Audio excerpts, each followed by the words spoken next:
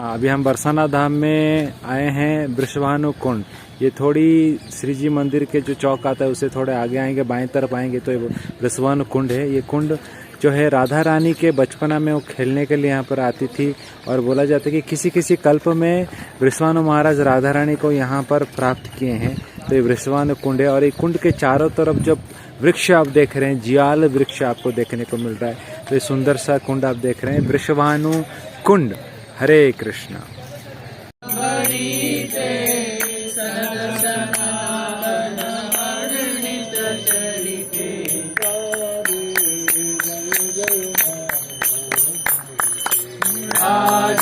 जय जय माधव दयिते, राधे जय जय माधव। वृषभानु कुंड वहाँ पर दर्शन किए और थोड़े आगे आएंगे तो यहाँ पर जो कुंड अभी देख रहे हैं ये कीर्तिदा कुंड है। देखिए गौ माता भी बुला रही है आपको। तो ये कीर्तिदा महारानी का कुंड है और इनको बोला जाता है कि वृषभानु महाराज का जैसे जो उनका कुंड का जो शक्ति है, सेम ये कीर्तिदा कुंड भी वही शक्ति रखती है। कीर्तिदा महारानी के कुंड है जहाँ पर कीर्तिदा माता हर रोज स्नान करने के लिए आते थे। अभी कुंड समय के प्रभाव से जल उसका सूख गया है, लेकिन आप दर्शन कर सकते हैं। कुंड अभी भी यहाँ पर विराजमान है। जय कीर्तिदा देवी की जय ना। तो यहाँ पर आप देख रहे हैं ये ब्रह्म पर्वत है जहाँ पर भानगढ़ है, मानगढ़ है, दानगढ़। और यहाँ पर जो आप बाएं तरफ देख रहे हैं ये विलासगढ़ है, इसको विष्णु पर्वत भी बोला जाता है। दोनों के बीच में जो एक पतला सा गली जा रहा है इसको सांखरी कोर बोला जाता है। तो यहाँ पर बहुत सारा भगवान का टॉल टैक्स पास टाइम हुआ है। जब गोपियाँ खास करके राधा रानी यहाँ से बटर, मिल्क, दही लेके जाते थे बेचने के लिए, तो कृष्णा यहाँ पर उनका टैक्स लेने के लिए यहाँ खड़े हो जाते थे। बहुत सारा ऐसा पास टाइम हुआ है, इसलिए इसको दान घाटी भी बोला जाता है, क्योंकि यहाँ से भगवान कृष्ण उनसे टैक्स लेते थे। और इसको सांखरी कोर बोला जाता है। पतला सा गली जा रहा है देखिए दोनों के बीच, क्योंकि दोनों पर्वत के बीच में ये जाता है। यहाँ पर आप देख सकते हैं किस प्रकार जो भगवान कृष्णा यहाँ पर टैक्स लेने के लिए, दही दूध लेने के लिए जो गोपियों को से टैक्स लेते थे, वो लीला को यहाँ पर दिखाया गया है।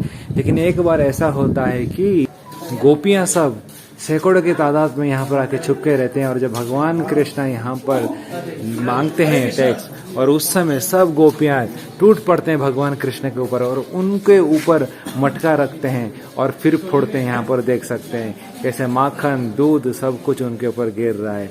तो ये लीला यहाँ पर सांकरी खोर बूढ़ी लीला बोला जाता है। बूढ़ी मतलब बहुत ही प्राचीन लीला, मतलब भगवान कृष्ण के ऊपर सब गोपियाँ उनके ऊपर प्रहार करते हैं, उनको बोला गया कूटते हैं, मतलब उनको एक प्रकार पिटाई करते हैं भगवान कृष्ण को गोपियाँ यहाँ पर सांकरी खोर में। तो ये लीला यहाँ पर ही हुआ था। तो जो हम अभी चल के जा रहे हैं देख सकते हैं बाएं तरफ जो पर्वत आप देख रहे हैं ये विलासगढ़, थोड़े देखिए डार्क कॉम्प्लेक्शन का है। और जो दाएं तरफ आप पर्वत देख रहे हैं ब्रह्मगढ़, ब्रह्मगिरी बोला जाता है, ब्रह्मा जी का जो सर है। और दोनों के बीच में जो सांखरी कोर देख रहे हैं, पतला सा रास्ता गया है देखिए। इसी रास्ता में सब गोपियां चल के जाते थे और उनसे टैक्स लेने के लिए भगवान कृष्ण यहाँ पर रहते थे और उनसे टैक्स ले सकते। देखिए कैसे लोग चल के आ रहे हैं दोनों के गली के। कुंड जाने से थोड़ी समय पहले बाएं मुड़ेंगे तो ये जल विहार कुंड आपको देखने को मिलेगा। समय का प्रभाव से, काल का प्रभाव से इसका मेंटेनेंस ठीक से हुआ नहीं, जिसके कारण थोड़ा अच्छा परिस्थिति में नहीं है भौतिक दृष्टि से। लेकिन यहाँ पर बोला जाता है राधा और कृष्ण का जल विहार लीला यहाँ पर बहुत सुंदर हुआ था और इसी कुंड का नाम है जल विहार कुंड। और यहाँ पर सामने आपको एक मंदिर भी देखने को मिलेगा। इस मंदिर में बिहार लाल जी ठाकुर हैं, भगवान कृष्ण का है। और ये रास मंडल भी सामने आपको देखने को मिलेगा, राधा कृष्ण का रास मंडल भी है। और थोड़े आगे चलेंगे तो वृषभानु कुंड का दर्शन करेंगे। तो सामने देख रहे हैं आप यहाँ पर ये मोर कुटीर है जो ऊपर दिख रहा है और मानगढ़ है।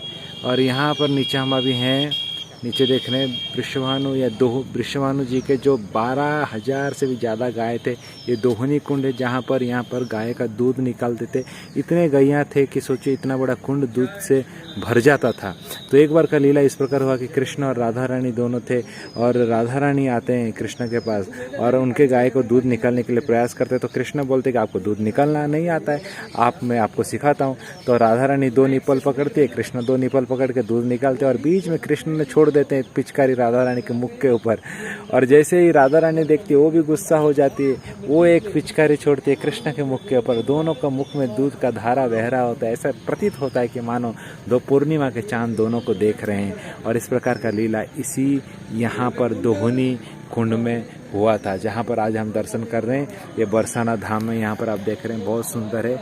आज यहाँ पर जल सूख गया है, लेकिन यहाँ पर एक समय होता था कि इतने दूध निकालते थे कि इस कुंड में दूध को संग्रह कलेक्ट करके यहाँ पर रखते थे। आज हम यहाँ पर दर्शन कर रहे हैं। हरे कृष्णा। अभी हम गहवर वन में प्रवेश कर रहे हैं और दोहनी कुंड से थोड़ा आगे आएंगे तो गहवर वन आएगा। तो गहवर वन के यहाँ पर बोला जाता है कि चारों तरफ जो दिख रहा है गहवर मतलब बहुत ही गहरा वन, इसीलिए उसको गहवर वन बोला जाता है। और इस गहवर वन के बीचों बीच जो कुंड आप देख रहे हैं इसको कृष्णा कुंड बोलते हैं, राधा सरोवर बोलते हैं।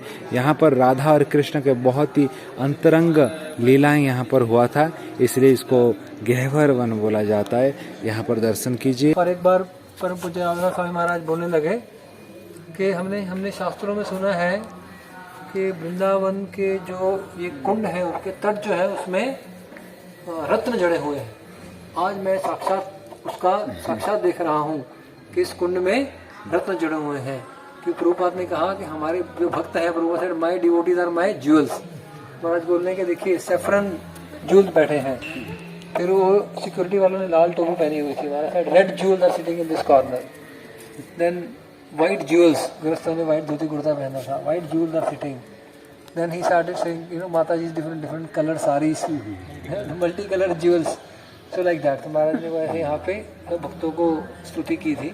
तो गहवर कुंड के ऊपर ही देखेंगे तो मोर कुटीर भी आपको देखने को मिल रहा है। और इस गहवर कुंड में आप सामने दिख रहा है एक पेड़ आपको जो दिख रहा है ना, ये पेड़ के पास एक बहुत सुंदर लीला होता है। एक बार गोपियों ने कृष्ण और उनके दोस्तों को जब पकड़ रहे थे, मधुमंगल हाथ में आ जाते हैं और उनको बहुत पीटते हैं। लेकिन मधुमंगल एक ब्राह्मण होने के कारण बोलते कि आपको ब्राह्मण को पीटने का आपको पाप लगा है। तब वो बोलते कि आपको इसमें मुक्ति चाहिए तो आप बहुत सारा लड्डू मुझे खिलाना पड़ेगा। तो बहुत सारा लड्डू लेके आते हैं, उनको खिलाते। तो इसी पेड़ के नीचे मधुमंगल बैठ के लड्डू खाते। ये लीला भी यहाँ पर हुआ था। और यहाँ पर जल देखेंगे तो जल बहुत गहरा है। तो क्यों गहरा है? क्योंकि यहाँ पर भगवान का बहुत गहन लीला हुआ था, इसीलिए ये पानी देखिए, पानी भी आज के समय भी इतना गहरा और इतना काला पानी है। इसके प्रतीक में जल को आप इस कलर में देख सकते हैं। तो ये सुंदर वन आप देख रहे हैं, ये गहवर वन है। यहाँ पर देख सकते हैं ब्रजवासिया कितने सुंदर भगवान का भजन कीर्तन सब करते रहते हैं यहाँ पर। अभी हम गहवर वन से आगे बढ़ेंगे। हरे कृष्ण। गहवर वन के से मानगढ़ के ऊपर चलते चलते अभी हम ऊपर आ गए। अभी मंदिर आए हैं, मान मंदिर।